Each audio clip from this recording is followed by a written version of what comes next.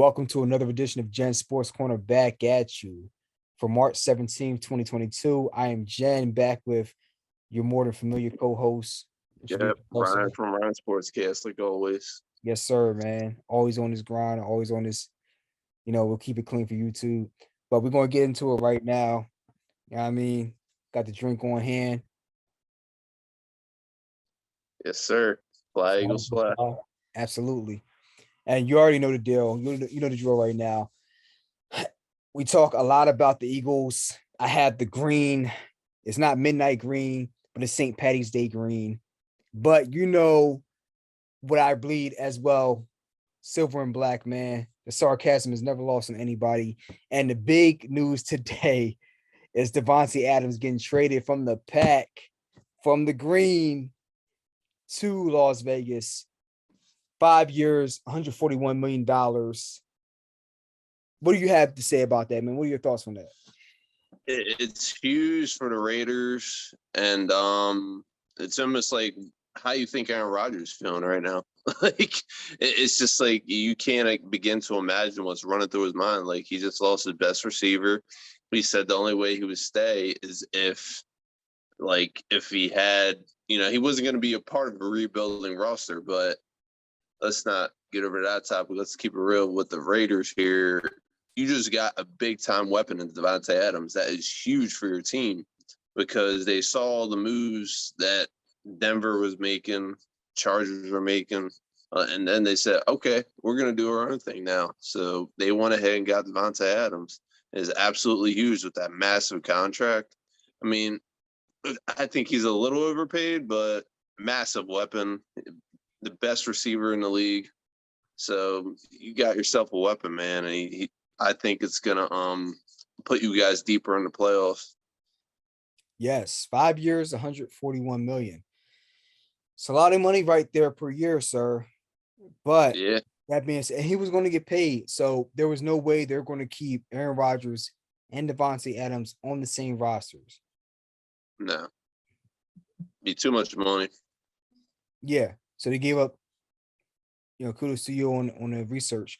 The 22nd pick in the first round and then the 53rd pick in the draft to the Packers, which is it's a steep price considering that they had to re-sign him to a new deal. But that was my thought coming into this offseason was there were rumors floating around, and the history is that Derek Carr is from Fresno State, played college football at Fresno State. So did Davante Adams, and Derek Carr was vocal to a certain extent about recruiting Davante Adams because you can't be too much because you don't want to get fined and all the other jazz. But it was no secret that he was privy to trying to get Davante Adams to Las Vegas to try to get us a ring. So I'm not surprised by this. I'm in terms of the desire to have him here, but I am surprised that they were able to actually pull off the deal. You know what I'm saying? Yeah. Just this notification pop up on the screen, see Davante Adams traded to the Raiders. I'm like, whoa. It's like that news you just totally don't expect to come across your screen. Like, what the fuck? There's so much going on. We have so many deals to talk about. Sticking to the division, we have another signing, Chandler Jones, not a trade, but free agency. Chandler Jones, 3 years, I believe it was $45 million, about $15 to $16 million a year. And it was astounding because he was somebody I also had in mind for the Eagles. And we're going to get to the signing that the Eagles had. But Chandler Jones, he's been one of the most dominant pass rushers, especially over the past 3 years in all of football. He's phenomenal. And now you're addressing one of the biggest needs that you had in that Raiders defense was the pass rush. And that all ties back in, and I'm going to get to this. They're able to pair Chandler Jones with Maxx Crosby, the beast, the man, the legend, the monster, Mr. Crosby. Eats people alive for breakfast. No chaser. You know what I mean? And you're going to pair those two together to go against Pat Mahomes, to go against Justin Herbert with the Chargers. And to segue over to the next part, not only did the Raiders make a move, but the Chargers made a move with that offense. They brought in the former Raider, Khalil Mack. He's coming back to the West Coast, but not to the Raiders, but to the Chargers. What's your thoughts? It's crazy. Like, that's another thing. Like, you pair him with Joey Bosa. Like, what's that defense going to be like now? It's kind of scary, but, it's Khalil Mack. I mean, is he still that game wrecker he once was? I mean, do you think he's still the same? Like, absolute, without a doubt. Yeah. So, y'all, I mean, tell you what, man, it's crazy how good that defense is going to be now. You got a pass rusher like that. That dude is a game changer. I think he's on par. Some people are going to think I'm crazy for this. His pass rushing ability is on par with Aaron Donald. I don't care what anybody says. That's just my opinion. That's not crazy. I think that's obvious. I mean, Khalil Mack. Obvious, yeah. I mean, yeah. I get it. It's the foot injury. It's not him. Mm-hmm. Khalil Mack, one-on-one, there are few, if any, people that can block him one-on-one. Flat out, period. So him with Joey Bosa, it's going to give Joey Bosa a chance to – it's almost like you think of, damn, man, the MMA fighters, Nick and Nate Diaz, the brothers. It's like it gives Joey a chance to say, yeah, that's Nick, but I'm Joey, right? Mm-hmm. I don't want to see that, but that's what it's going to be. So the best way for us to try to counter that was not only getting Khalil Mack, but also getting Davante Adams. Because remember, the Chargers, they have Keenan Allen, they have Parnham at tight end, and then they have Mike Williams coming back on a deal from free agency. So they're stacked on offense. And then you have Herbert. He's going to be there for the next 10, 15 years. God said, bro. So the offense there, they just could not stop the run. They were horrible against the run. And Khalil Mack, run stopper, check. Pass rusher, check. Monster, check. Everything's there. And then you have Bosa on the other side. Problems, man. So I love what objectively, I love what the Chargers did. Yeah, I'm about to say, I know you don't love it. I love what the Chargers did because they are prepared for the Chiefs. And I love what the Raiders did because not only did they prepare defensively with Crosby and now Chandler Jones, but they prepared with Davante Adams on offense because, come on, we were just in the playoffs last year. And honestly, one of the big reasons why we lost was because we didn't have a number one wide receiver. Zay Jones was our top guy. No disrespect. He balled out, but he's not a number one. Sorry. Absolutely not. Yeah. If Zay Jones was replaced by Davante Adams in that playoff game last year, we win that game.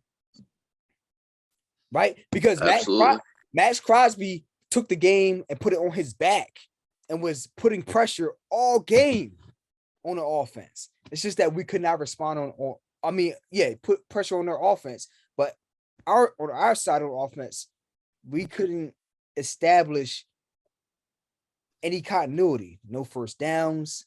We weren't moving the chains. On the outside, their cornerbacks were pressing our receivers because, let's be real, as much as, and I love Deshaun Jackson, he talked his way out of LA and he came over to Vegas. And what did he do? He dropped passes in big moments. He didn't beat press coverage. He wasn't the guy. So that's why we had to make this move. You know what I'm saying? Yeah, absolutely. You got to do what you got to do. Now you got a big-time playmaker in Davante Adams, and y'all ain't going to be looking back. Now, what are your thoughts on these two moves on defense. I mean, we made the big splash with Davante Adams. What are your thoughts on defense with Chandler Jones being paired with Maxx Crosby and then Khalil Mack being paired with Joey Bosa in response to the big splash move that I'm going to circle back to, Russell Wilson coming down the coast into the interior of the country to go to Denver, to Mile High? It's huge, man. When you get a pass rusher like Chandler Jones on the Raiders, and then you already know you got Maxx on the other side, like there's going to be some serious pressure. They got a lot to deal with there. Like, pick your poison and you want to double team because you got someone else you're leaving one-on-one with, with one of them offensive linemen, and he's going to get bullied because we all know what they can do. And then, you got Khalil and Mack with Joey Bosa. Yeah, have fun with that. That's another mismatch of a nightmare that, offenses are going to have to deal with, because pick your poison once again. Who are you going to double? Because someone's going to be left single covered, and you're going to do that to Khalil and Mack? Are you going to leave that to Joey Bosa? Yeah. Have fun with that. So it's huge for both teams. And, kudos to the Raiders for getting themselves a lot of star power. Now, your thoughts on this? This is not the only move that has been made with the thought of getting better on defense. We just saw the big move with Von Miller. Von Miller just coming off fresh off a Super Bowl victory, and not just a victory. We talk about Aaron Donald, I get that, but Von Miller paired up with Aaron Donald, in my opinion, is what made that defense ready to take over. Oh, for sure, man. And Von Miller goes to the Bills for 6 years, $120 million. That Bills team, they were my dark horse, not even dark horse team. They were my favorite team to win this year. There's no way in bleep that they should have lost to the Chiefs in that playoff game. No way. That's one of the most craziest playoff games I might have ever seen. You go back. Yeah, that was a good game. You go back to the game with the Oilers and the Bills, where the Bills came back, ironically, to catch up with the Oilers. Was it like 45-42, something crazy, right? Yeah. And then you had that Bills-Chiefs game recently, among other games in that playoff round, that wild card round, that just made it one of the best of all time. And now they're going to get Von Miller to pair with that defense. Me personally, I know everything that's going on with the AFC West right now, but I'm picking the Bills to be the favorites, in the AFC right now. What are your thoughts after that Von Miller move? Yeah, that defense was already nasty. Weren't they like number one ranked last year? Like, they were already crazy as it was, and you add Von Miller into the mix, that just boosts their chances that much more. And you saw what that offense could do in that playoff game against, when they were going back and forth with the Chiefs. And then now they just boosted their chances even better by adding something on defense to hopefully prevent that from going that back and forth again. So that way Josh Allen can leave the field happy, knowing his defense has a Von Miller and can go out there and hopefully get a stop, so that's huge for them.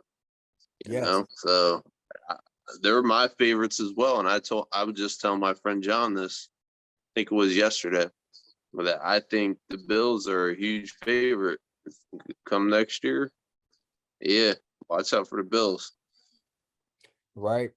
That offense is set, and let's be real. Free agency is not done yet, and there's been so many big splashes in free agency. Right. Before we move on, make sure you like the video, subscribe to the channel, click the notification bell so you're notified every time me, myself, and my co-host drop a video, and you don't miss out on the new news and everything's going on in sports. That being said, let's go ahead and move on. Segue, since we're on green, that's the theme tonight. Haason Reddick, back home. Camden boy, back to Philly. Look, and we're going, there's more to talk about, but is that Derek Barnett's ticket out of town? Probably so. But Haason Reddick, past 2 years, 23 sacks, 23 and a half sacks, something like that. Yeah, something like that. Been on fire with the Cardinals and then the Panthers. And the Panthers defense was on fire last year. And I did not really take note of Haason Reddick signing last year with Carolina, but he was a big reason for that. He gets pressure.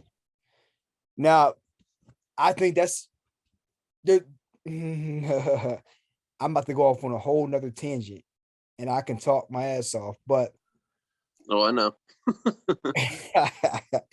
Haason Reddick. Not only does he fill that pass rushing spot, because I think he's going to be more of because Jonathan Gannon doesn't play a 4-3 all the time. I think he'll have Haason Reddick standing up and he won't be in a 3-point stance all the time. He'll be standing up as an edge rusher, like a 3-4 edge rusher at times. So and he also has the athleticism to drop back into cover. So I don't think they'll put as much emphasis in linebacker. And we saw that by their move to allow Alex Singleton to go into free agency. They didn't tender him as a restricted free agent. So they said, okay, see what you can get. And then he might come back if he doesn't get the deal he wants. So I think that takes pressure off of them in the draft. And that actually makes me mad because I want Nakobe Dean from Georgia me too. Or Devin Lloyd from Utah. Those two guys. Devin Lloyd from Utah, first and foremost, and then Nakobe Dean as like 1A to Devin Lloyd. Those two guys. If you can get one of those guys at 15, or they at 16, 17, and 19, I don't remember. Yeah, they're right in there. But they'll be sitting right in that range where you can get a linebacker for the first time in the first round since 1979. Hopefully they break that trend and don't be idiots. Oh, ding, ding, ding, ding, ding, ding, ding. Alert. They re-signed Howie Roseman to a 3-year extension. So hopefully he doesn't screw this up. Yeah. Wasn't a fan. I ain't gonna lie, I wasn't happy about it. Nah, share your thoughts, man. I just this draft thing is what scares me. I mean, this will be the year for him to prove himself. Hopefully he can redeem. He's had some missed picks, the missing Justin Jefferson's, fuck, I can go on and on. But the whole point is, I don't know. I'm skeptical. He does a good job in free agency. He always has. He makes some nice moves in free agency. He got Brandon Brooks the 1 year. Haason Reddick this year. He makes some good moves. He got LeGarrette Blount the 1 year. It's just his drafting is what scares me. And, it needs – I hope he has learned his lesson and realizes, hey, I need to do my homework, and hopefully he'll get the job done this year. He has a big shot to redeem himself. You would hope so. Yeah. Because you have 3 picks. And I talked about this on the last episode. The favorites for Deshaun Watson at the QB position are the Saints and the Panthers. The Falcons have been thrown in there as well. There's been a lot of conjecture about if Matty Ice would be traded because there's some he went in there for a workout and whatnot. But Joe Banner, former GM of the Eagles, back during the Andy Reid era, has a blog, podcast, whatever, what have you. I think he might be writing for an article, and he talked about how the Eagles were not odds-on favorites, but had a good chance of showing interest in a Deshaun Watson and getting a deal done. The whole MO of talking up a player, Nick Sirianni in one of his recent press conferences talking about Jalen this, Jalen that. He does this well, he does that well.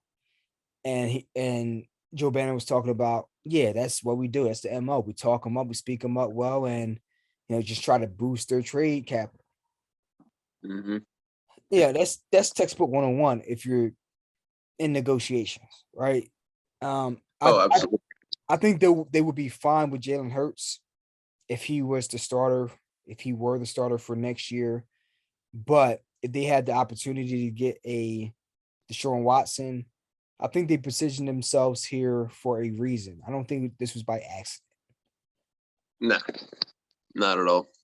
But if they weren't able to get a Deshaun Watson, I think that if they saw another guy like a Davante Adams, for example, somebody who was a premier player in the league to trade for, they would have capital to trade for that guy, or they would use that draft capital to try to stock up on draft picks in this year's draft, try to restock the defense.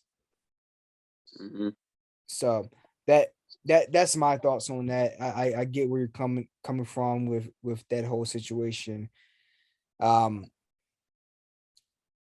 Haason Reddick signing gave them a lot of flexibility in this draft, so they won't feel as though they're pigeonholed into going for a linebacker. I think that's why they made this move. Mm-hmm. They're like, well, and that's always been their MO. It's like, well, we don't want to draft a guy first overall. It's just me talking. If we don't have to, and if they had a guy like a Haason Reddick, who, like I said, he's not just a pass rusher. When he came out of the draft from Temple, he was people fit him as a 3-4 outside rusher, but he ran like a 4-4. He has the athleticism to drop into coverage.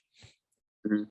So I wouldn't be surprised if they implemented him at times as a Sam linebacker in addition to being an edge rusher. And then they're paying him what $15 million a year. So I think that's why they're paying him that much. It's because they see him as a Swiss Army knife and not just an edge rusher exclusively. Oh, absolutely. And then by proxy, they'll say, well, since he's playing multiple roles, we don't need to spend draft capital on a linebacker.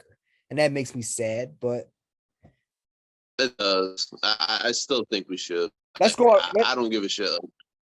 Let's go on. We need to get the Kobe. Go ahead. I mean, go ahead. Or fucking what's his name? The one you were talking about. Devin Lloyd. Devin Lloyd, get him. Dude, get one of them because we pair him with Haason Reddick. We got an even bigger problem for the NFC East opponents we're about to take on them. Look, Ryan, I know we're not talking about NFL. We're talking about flag football. When we were out for that 1 year, and look, it's 7-on-7, 8-on-8, whatever. You have one linebacker, a couple cornerbacks, and like 2 or 3 defensive linemen.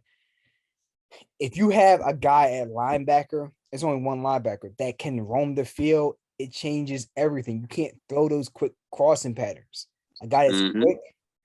So it baffles my mind. It just astounds me. It really does. How you don't put any stock into getting an all-purpose linebacker. Not just a guy that can move around, he's fast, but like a guy who's a 3-down guy, right? And a Brian Urlacher, a Ray Lewis, a Patrick Willis, like those caliber of players. Oh yeah, I agree. I don't get it because like when you have a linebacker that can do all those things, you take away the middle of the field, the crossing, the check downs, the short hook routes, the 5-yard hook routes over the middle. Yeah, like you might be able to throw into a zone, and if you get it, you're going to have to worry about paying the toll. Right? What is it that just deters them from wanting to invest in that? Like they feel as though the defensive line is so much more important on the grand scheme of things that or even safety. Because like, don't get me wrong, Marcus Williams, who got signed by the Ravens, and the Ravens get it, and the Eagles too. If it's one position the Eagles do value is safety after messing up with Brian Dawkins, they went after Marcus Williams at safety from the Saints. And he got signed to 5 years, $70 million, something stupid. Now I wouldn't have done that. I get that. But they were very competitive to acquire his services because that's a position they value. And I understand that. However, if I was them, I would build from the middle up. Fletcher Cox is one of your keystone players in that defense. Cool. I'm with that. Now, Malcolm Jenkins, another one of your keystone players. Cool, I get that. That got you a championship ring. And you were fortunate that you were able to get it without a middle linebacker. But even Andy Reid, and he got lucky, he bought this man. It was so bad. He bought Jeremiah Trotter out of retirement. Imagine if he had Jeremiah Trotter in his prime in 98 and not in 2004. That's scary, bro. It shows you how important that those guys are. It's one of the reasons why we lost to the Patriots outside of them. I'm not going to say it. I don't want to get YouTube banned, but you know what I'm saying. Outside of them, right? Yeah. Starts with a C, ends with a G. Yeah. Might rhyme with eating. But they had Teddy Bruschi. It wasn't Teddy Bruschi's fault that they were eating, right? But Teddy Bruschi, he was an all-pro linebacker. He made a big difference. Richard Seymour in the middle, defensive tackle, Teddy Bruschi in the middle, a middle linebacker. Rodney Harrison at safety. Up the middle, you are an oak tree. Mm-hmm.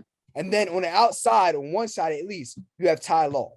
Good luck facing that defense. They can shut you down on one side of the field and up the middle and just make you try to funnel everything you do to the other side of the field. If you're smart, that's the way you should set up your defense. Absolutely. So the fact that they don't focus on linebacker at all, I don't get it. They spend so much money on defensive line. Haason Reddick, Fletcher Cox, Javon Hargraves,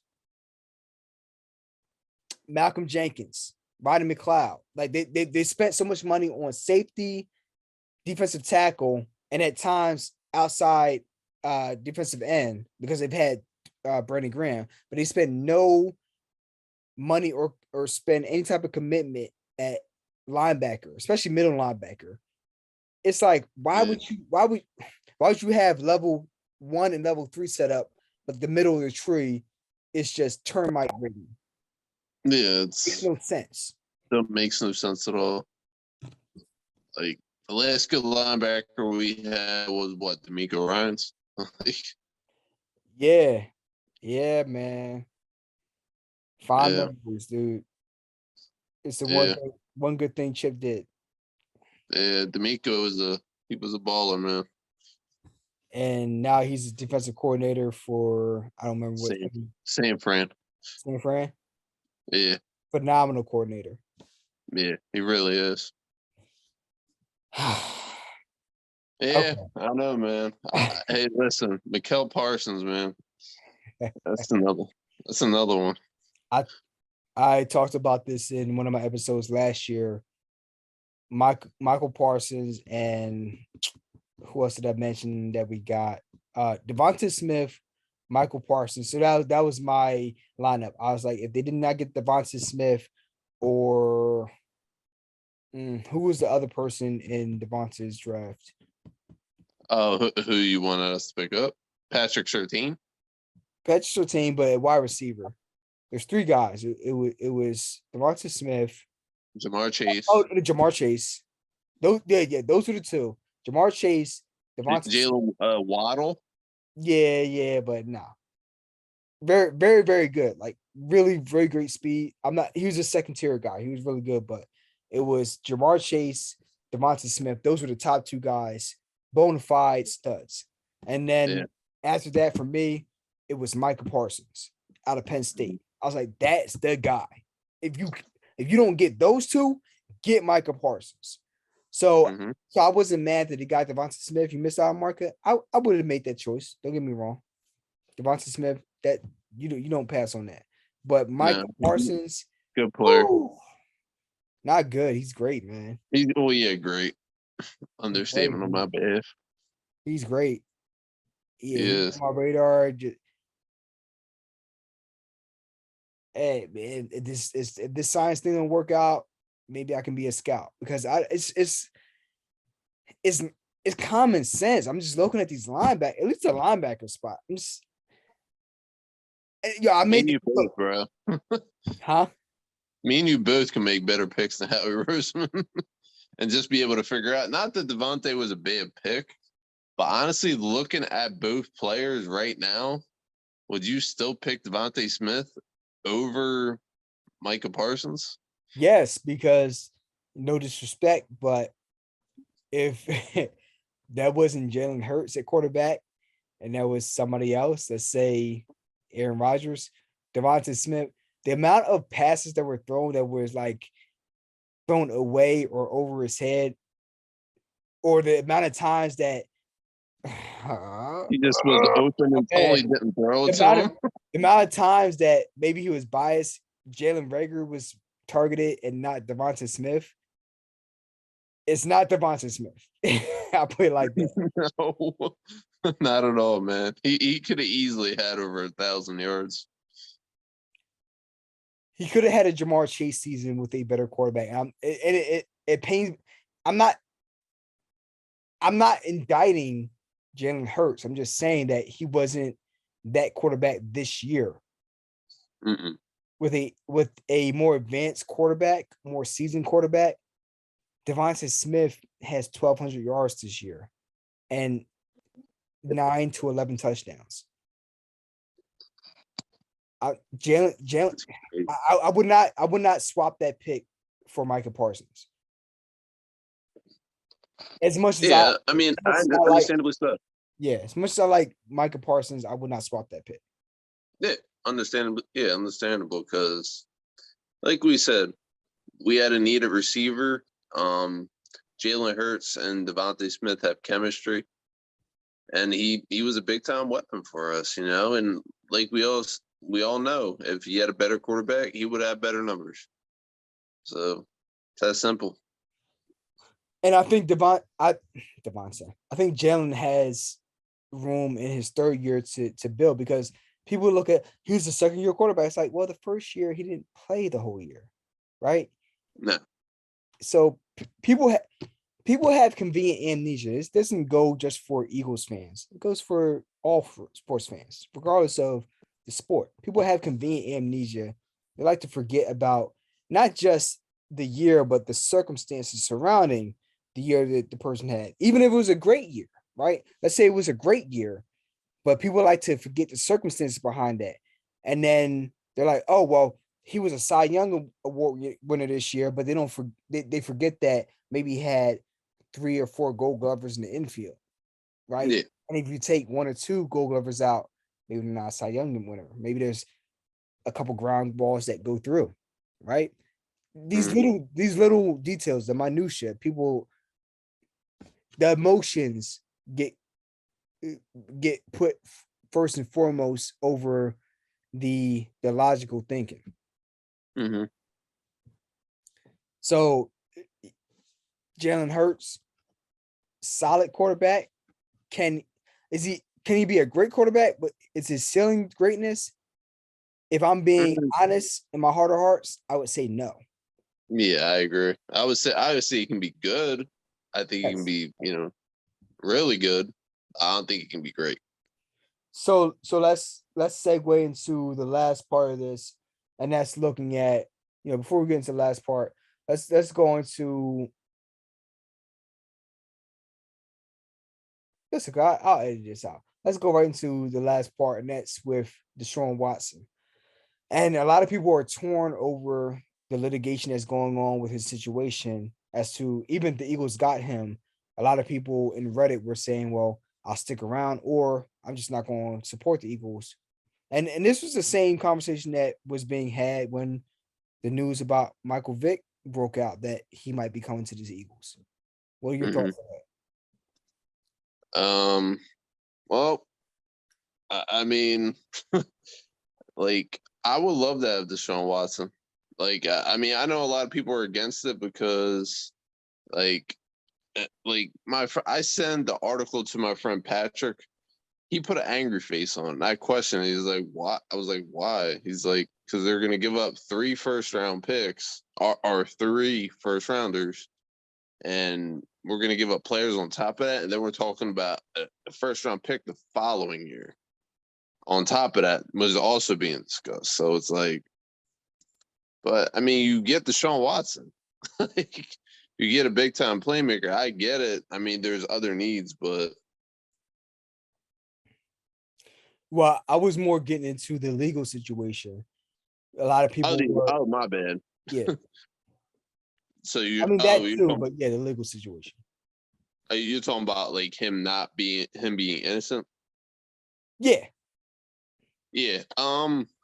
Yeah. I mean, I think it's great for him. Obviously, Well, let me preface this with he's been exonerated. They're not going to be able to go into litigation over the sexual assault charges, but there are still 19 to 22 civil lawsuits that are still being potentially filed against him.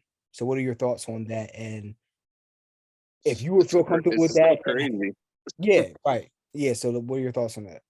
That's still crazy to me.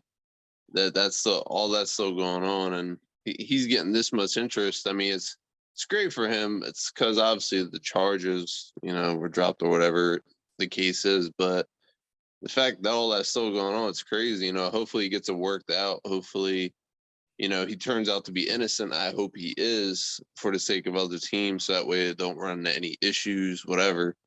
But the whole situation's crazy, man. The fact that he has dealt with this much, I can't imagine what he has gone through mentally and just emotionally. Just it's a tough situation for the man. I can't imagine what he's feeling.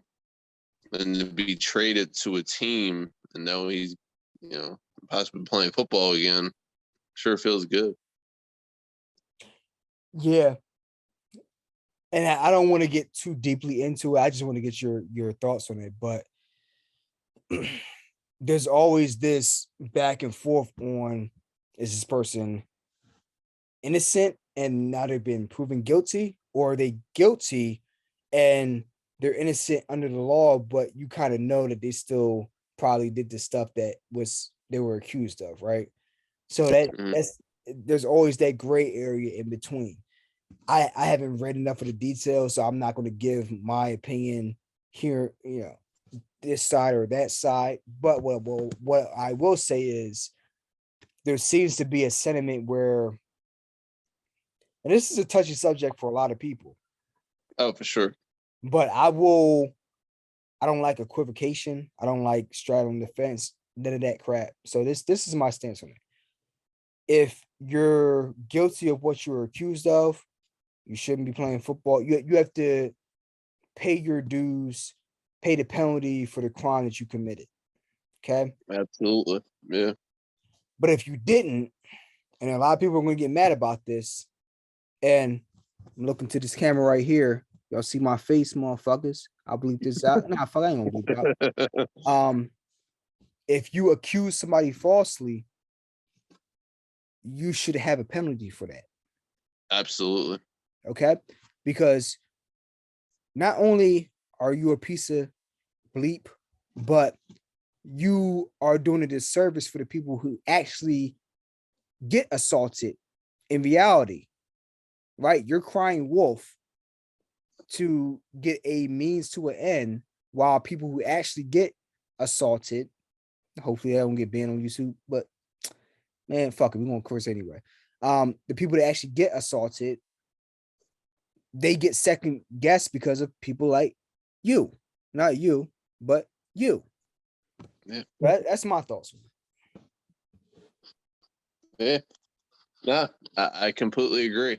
Because when you go after someone just to get that, because they know they got that bread, yeah, there should be a penalty be put on them as well.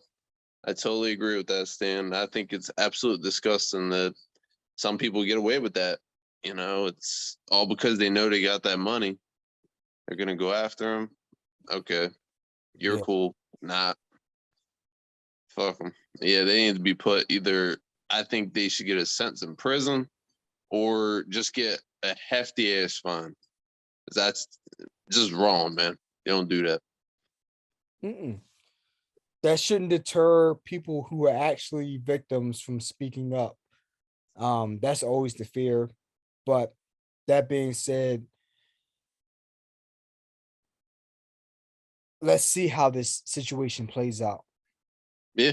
I'll speak further on it as I get more facts. It's always easy to speak out about things as they're playing out in real times, but it's better to sit back, let things play out, let people on this side talk, let people on that side talk. The narrative plays out, and then you're able to sit back. They storm the beach, you sit back, and then you see how the battle plays out. And then when all the dust settles, then you come in and see things from a clear perspective and say, oh, no. I know how you felt. I know how you felt, but this is what I saw. Yeah. Totally agree. Yeah, because is he coming to the Eagles? Maybe. But I wanted to segue this back because the Eagles have been holding on to these picks for a move like this. Will it happen? I don't know. But the Eagles have the most capital to be able to deal for a guy of this caliber. Yeah, they have the most. I was just telling my buddy John this the other day. We have the most. Like, he was arguing me. He was like, well, it probably won't happen with us. I was like, well, John, if you really think about it, we really have control somewhat, but all depending if Deshaun Watson really wants to come here, that we could easily just grab him. Like, hey, here's 3 first-round picks this year, a first next year, and whatever else player you throw in Fletcher Cox. You think they're not going to take that deal? And even if you add in, say, like a second or a third, fourth, whatsoever, you still got all the draft capital. Like, yeah, we're going to lose our 3 first-round picks, but you get a player like Deshaun Watson, you tell me you're not going to be happy whatsoever? Yeah, I would be. Yeah, I think this is a case of that, including where he wants to go, because logically, you go to the Saints. Not only do they not have Michael Thomas, I don't know if he's going to stay or go, he's healthy or whatnot. It's a mess there. You have Alvin Kamara, but outside of that, you just lost the safety who I just mentioned. And then, come on, Sean Payton is gone. There's so much instability there, right? You would be going there because maybe you have ties there. Maybe you wanted to always play for the Saints. Like, it had to be some personal reason for you to want to go there. And then you look at the Panthers. I mean, yeah, the Saints have a good defense, decent defense, but they're breaking down. But They're really special. Then the Panthers, their defense, okay, and they just lost Haason Reddick to the Eagles. And then on offense, you have Robbie Anderson, who I guess is he staying or not? I don't know. You have the other number 1 wide receiver. He's really good. Then you have Moore. Yeah. Then you have Run CMC, and then so offensively it would make sense, but defensively, and then especially with the offensive line, why would you leave Houston just to go to that offensive line in Carolina? It wouldn't make sense to me. Unless you knew you have money in free agency, or you had capital in the draft to be able to improve that offensive line. Why would you go there just to get your head knocked off like you did in Houston? Yeah. Whereas with the Eagles, you have an offense. You have Lane Johnson, all pro right tackle, been there for a while, going to be there, one of the best right tackles in football. You have Jason Kelce coming back. You have solid guards, and then you had Jordan Mailata, who just got signed to a multi-million dollar deal, who's playing like a top 10, maybe sitting at 9 or 10 in the top 10 of left tackles in football. Why would you? That would make the most sense if I was a quarterback and I wanted to have the best chance of getting a ring. And then you have Devonta Smith, who just got drafted. He's a stud from Alabama. Like, he's the guy. And then all the Eagles have to do is either draft a guy, or even if they traded for your ass, they would still have the capital to either draft a guy or sign a guy for agency. Because mind you, they still have $17 million in cap space, and they just cut Fletcher Cox to get $18 million of free space on the cap, and then they might sign him for cheaper, resign him for cheaper. Mm-hmm. So they're thinking about these things in real time. I think they would have have cut Fletcher Cox regardless of what's going on with Deshaun Watson, but that doesn't change the fact that even if it's not Deshaun Watson, they have the cap room to be able to be flexible to make a big time splash. That's why they're being quiet. Like, not no disrespect to Haason Reddick, but they had the cap space to be able to sign Haason Reddick. And they knew that they were going to cut Fletcher Cox. So they still have, I don't know, $15 to $20 million in cap space to really make a big move. Yeah, absolutely. You know what I mean? Yeah. So let's see what happens the rest of the way. Yeah, they're being quiet. And when they're quiet, I actually like that a lot because that's when you know they're either going to make a big move or they're in position to be able to make a big splash because they're being eerily quiet. Yeah. They have a Because they're lot. not doing anything. They don't have a lot of cap space, but they're sitting middle of the pack. They're just being real quiet and patient, trying to wait other teams out. Let them make their big splashes, and we'll sit back and see. Because I thought they were going to go after Chandler Jones. That was my first thought, and they did not. I did too. Yeah, but look, I'm happy with Haason Reddick because I think that he's going to be phenomenal. So yeah. So those are my thoughts on everything. I'm not going to waste more time on anything else. The Sixers, that's another story for another day. Yeah. Big win the other night. They had the loss against Cleveland. They had the loss against Jokic and the Nuggets, but it was a close loss, man. And Embiid again balling out. Jokic is phenomenal. Don't get me wrong. He's a phenomenal player, but Embiid, he doesn't do what Embiid does, man. Like, he's unguardable. We have not me and you, but like people were having this argument last year about Embiid and Jokic. It's like Jokic Embiid, can come up the court, and he's one of the best passing centers I probably ever seen. Flat out. Passing, the guy comes up like a point guard. Yeah, he does. But Embiid this year has done the things that Jokic cannot do, and then in addition, not as at the same level, but he's been a really great passer. So it's just like he's closed that gap on like the one thing like you could point to like where Jokic is better. It's like, okay, well, Embiid got better at that. So like how is Jokic better than Embiid? I don't see it. He's not.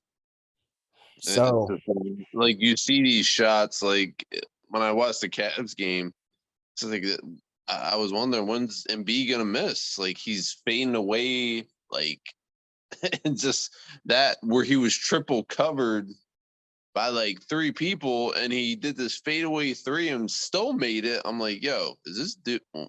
Like, I just love this guy on my team. Like he's unreal. Yeah, I mean, it wasn't Embiid's fault they lost. I mean, Embiid put up a double-double, so. Yeah, he's a monster, bro. You doing it? No, they just need time. They're gonna have their ups, they're gonna have their valleys, but they not that game, but they needed that ass whooping against the Nets the same way as we'll go back in time in the time of Zine. Back when the Eagles lost to Ben Roethlisberger and the Steelers in 2004 when we had T.O. We got our ass handed to us in that game. Yeah. Did that mean that we weren't a Super Bowl team? No. Everybody knew we were. Everybody and their mom knew we were a Super Bowl team. Everybody and their mom knew we were better than the Steelers. It just their style, that 3-4 defense was able to give us problems on the offensive line. That's what it came down to. Fine.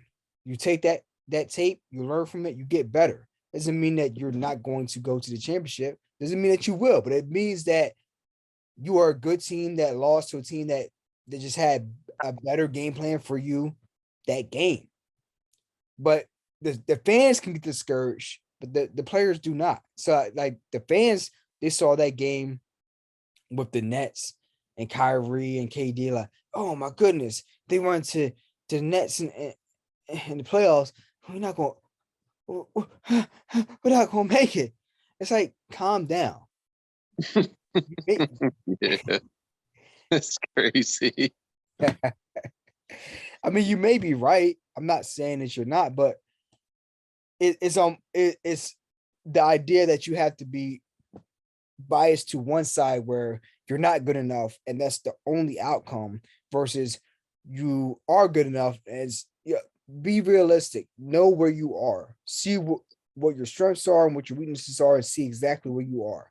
And this team is in a very good spot. I think once you have the good games and the bad games kind of even out over the course of the next, what we have like 12 or 13 games left. I didn't check the schedule, but something like that. Yeah, That would be enough time for them, in addition to the games that they've already had, to gel and have more of a sense of what their strengths are and what they want to do offensively as a unit. Defensively, they had things to clean up. Same thing. It'll give them time to gel and see where they need to be at on the court spacing wise, defensively and offensively. Because they had the talent. That was the big issue. Because they never had a guy that could, when things broke down and they couldn't, they couldn't pass it off to get a shot. When things break down, who can dribble the ball and get their own shot? That's James Harden. That's what you've been missing. You had that with Jimmy Butler. You effed that up because you let him go. And then you got lucky enough to be able to be trade for James Harden and get the same thing to a bigger extent. You lost defense because he ain't Jimmy. Jimmy, a defensive guy. Jimmy will lock you down. But offensively, James Harden is one of the top 75 players in history. Right? So whatever the trade-off may be, he's able to offensively get you your shot even when the defender is on him, playing perfect defense. He can do 3-4 dribbles, step back, get a good shot off. Sometimes it goes in, sometimes it doesn't, but more often than not, it goes in, or it's ricocheting off the rim in a favorable position for the offensive rebound. Like, he's giving you a chance to be effective on the offensive end of the court. You didn't have that before. You didn't have a guy that could create his own shot. Since Allen Iverson. Yeah. So Allen Iverson was that dude. Yeah, he created his own shot. People call him selfish, whatnot, but like he could create his own shot off the dribble. Yeah, and that's what you have now. So just a little bit of patience. Yeah, man. That's what we gotta do. Yeah, be patient. I'm multitasking. Don't mind me. Are you good, man? Yeah. Got a 2-year time span to get it done, so let's see what happens. Absolutely. Yeah, but that being said, we're gonna wrap it off here. I mean, that's the end of this episode. I'm your host, Jen. You are Ryan. It's from Sportscast, like always. We're gonna head up out of here, man. Catch you on the next episode. Peace. Peace.